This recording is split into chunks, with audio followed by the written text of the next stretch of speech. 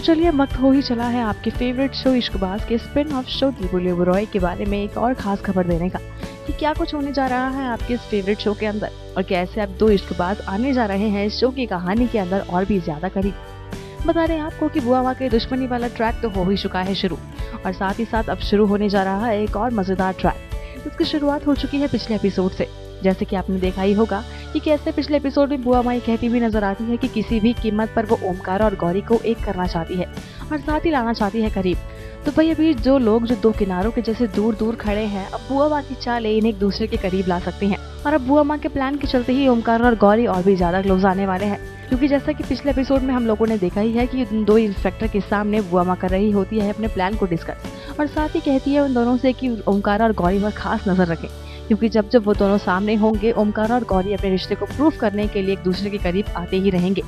और कैसे फिर ओमकार और गौरी प्यार का नाटक करते करते सच में एक दूसरे के करीब आ जाएंगे, यही चाहती है बुआ माँ।